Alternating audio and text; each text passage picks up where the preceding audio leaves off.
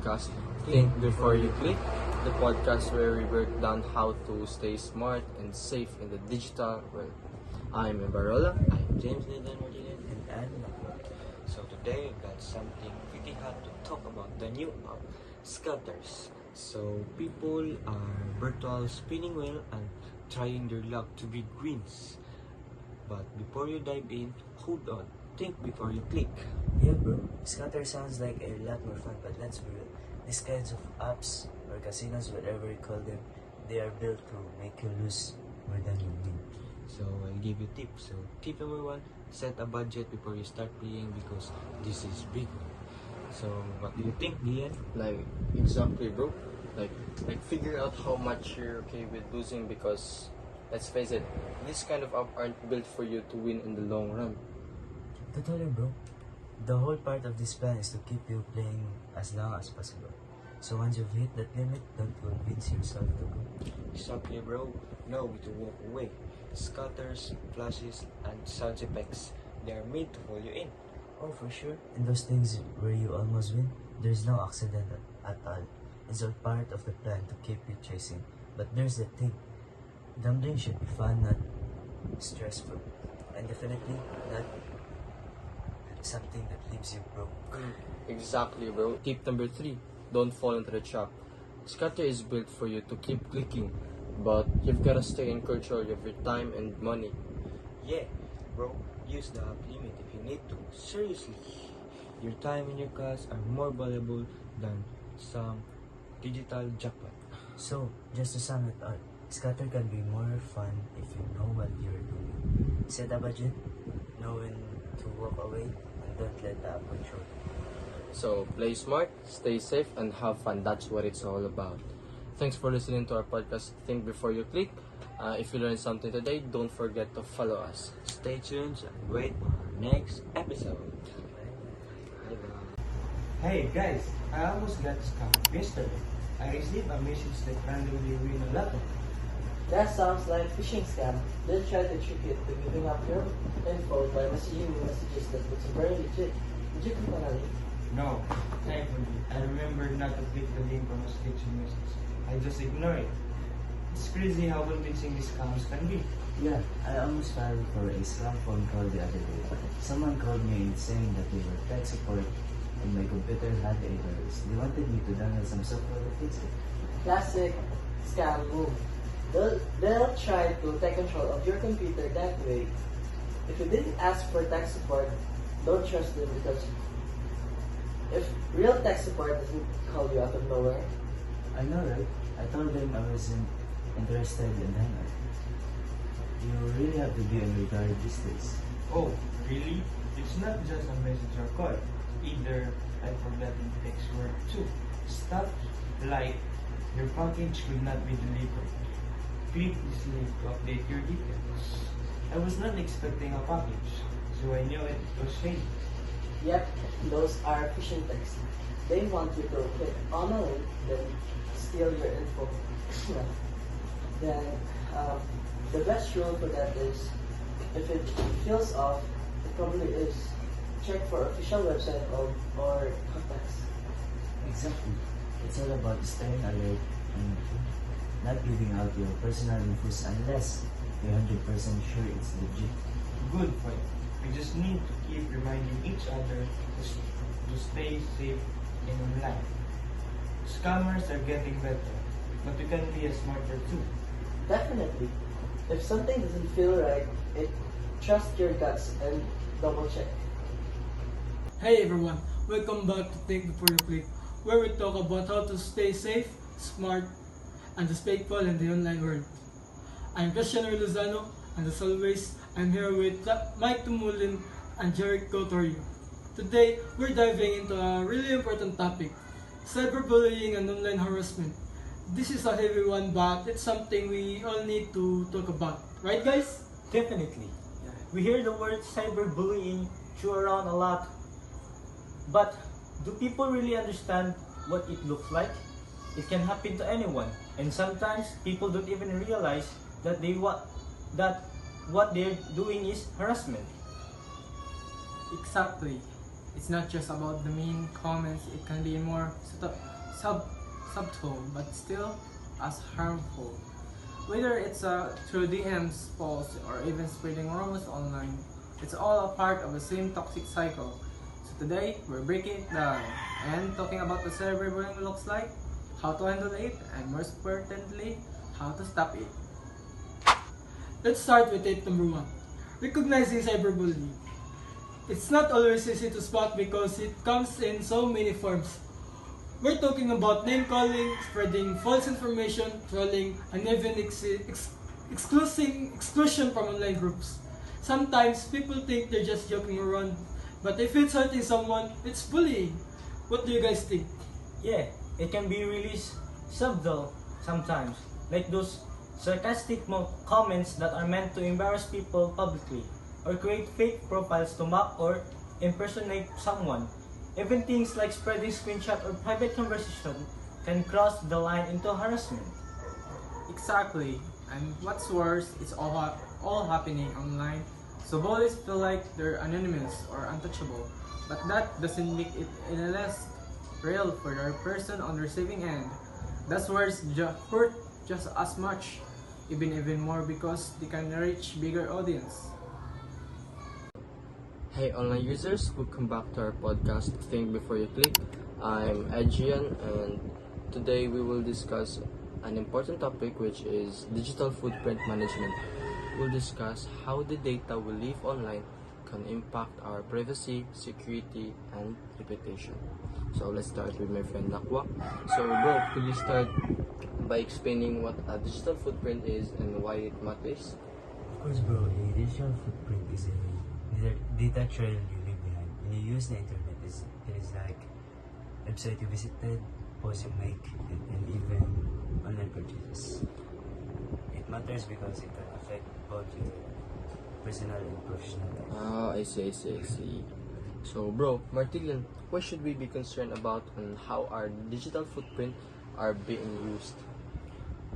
Well, digital footprint can be tracked by advertisers, companies, or even cyber criminals. So managing your digital footprint helps protect you from those risks. That's so true, bro. Now, Nakwa, what are some best practices for controlling our online images? You should regularly audit your social media accounts and make sure your posts reflect on how you want to be seen. Check your privacy and be mindful of what you share publicly. Excellent advice, bro. Excellent advice. Now, Martilian, let's talk about cybersecurity. So, what steps can we take to protect ourselves online? So the steps starts by using strong, unique passwords and enabling two-factor authentications, and also watch out for phishing scams and consider using a VPN to keep your online activities private. Those are great tips. Now, Nakwa, how can a poorly managed digital footprint affect someone's career and opportunities? Employers often check digital footprint during hiring process. Inappropriate content or odd. Unprofessional posts can damage your chances, but a well-maintained online presence can boost your career. Alright. But before we close, let's get a final tip from each of us. So let's start with my friend Martilian. So regularly search your name to online to see what other people find about you. So next, Nakwa. Use your digital footprints to showcase your skills, excellence, and values. And my tip, think before you post. If you don't want your future employer to see it, it's better not to share it. So thanks for tuning in. Managing your digital footprint is an ongoing process, but it's essential for protecting your privacy, security, and reputation. Stay safe online and always remember, think before you click. We all love sharing stuff on social media, whether it's memes, updates, or photos. But we've got to remember, think before you click and think before you post. What you share online can have real consequences, not just for you, but for others too. Totally. One little post can go viral, and next thing you know, it's out of your hands. So let's break it down with some simple tips on how to share responsibly on social media. Ready, guys? Let's do it! Tip number 1. Be mindful of your privacy. Listen, your personal info is not for everyone. Sometimes we get so excited to post updates or check-ins that we forget we might be oversharing. Do you really want everyone knowing where you are and what you're doing at all times? Yeah, it's not just about strangers seeing your info. Even well-meaning people might share your post, and suddenly that information is everywhere. Always check your privacy settings and think about who's going to see what you post. Right. I mean, we all seen this post like, just landed at the airport, heading on the vacation for 2 weeks. Oh, you might well as well leave a note on your door saying, "Hey, my house is empty." You gotta be smart about what you are. So let's start with the basics. What is the difference between misinformation and fake news? Fake news is the relative false information meant to deceive, while misinformation is false info shared without knowing it's wrong. Both are harmful, but the intent is different. Why do we fall it easily, especially on social media? Social media thrives on engagement. Sensational headlines triggers emotion, making us more likely to click and share. Plus, information bias, our brain's tendency to believe what we already think plays a big role. And it spreads like wildfire. So what can we do to avoid falling for it? First, always check the source. Is it credible? Second, take a moment before sharing. Fact check if something seems off. Slow down. Great advice. Thanks for joining us today, Channel Zano. My pleasure. That's Glad all. to be here. That's all for today's episode. Stay informed and be cautious of what you share. Thanks for listening. Think before you click. See you next time. Bye! So, glad to be here, everyone. So, let's get into it. Right. Start. So, first thing first. When we are shopping online, what's the first thing should people do to make sure they are on a secure website? Good question. First, you need to look for your URL. It starts with the letter HTTPS. And look for a icon that looks like a padlock. This indicates that the website is using Inscript, and this protects your account. If it doesn't have any padlock on it, it is a red flag. Yeah, that padlock is okay. Speaking of security, how about password? Any tips for keeping those shopping accounts not locked? Definitely. The key rule for using password is first you need to use strong, unique passwords. Then avoid reusing your passwords to multiple accounts. Then if it is hard to memorize all your passwords, consider using password manager. Right? Sweet advice. So, next, let's talk about scam. So, what should people be look out when they are online shopping, especially during sales or big promotions? So first, avoid deals that looks too good to be true, because they probably are. Scammers love to lure people with crazy low prices. That's so true, right? Those 90% of ads always make me pause. What else can people do to beef up their security while shopping online? Okay, so two-factor authentication. If this pop-up pops up on your screen, turn it on because it adds a layer of protection of your account. And look for your bank statements if there is suspicious activities. So, two factors authentication is game changer. So, thanks of all these tips, Mr. Pasha. I think we give our listener game plans and to make them safe online. Yeah, definitely. Thank you for joining us today, Mr. Pasha. I'm sure everyone will feel more secure with these tips. My pleasure. Always happy to help. So that's all for today. So think before you click. Be safe online and be happy shopping. Handling unsolicited emails and messages. We've all encountered them, but knowing how to deal with them safely is crucial. Mike Tumulin, let's start with the basics. What should people look at when they receive unsolicited emails or messages? The first thing to check is the sender email address or phone number.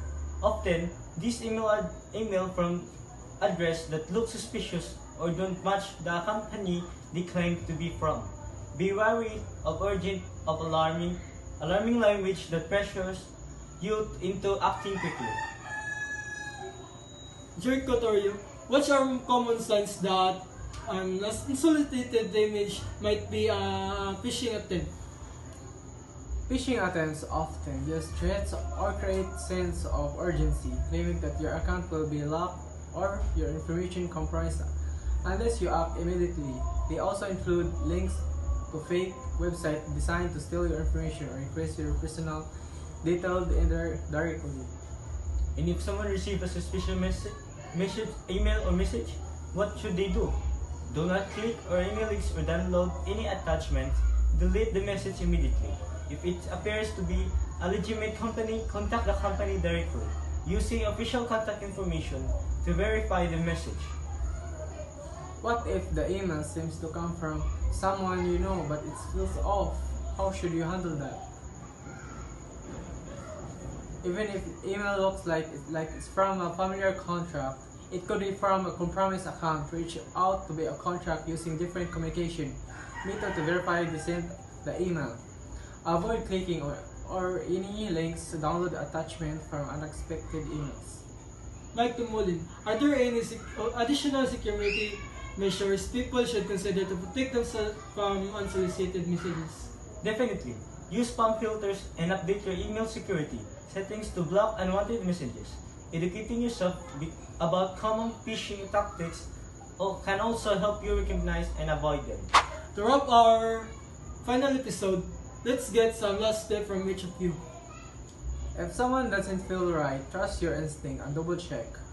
Don't rush in any action based on unsolicited message. Regularly, update your password and use two-factor authentication to enhance your security. And always remember to stay cautious and verify before clicking. Handling unsolicited image and messages wisely can prevent a lot of trouble.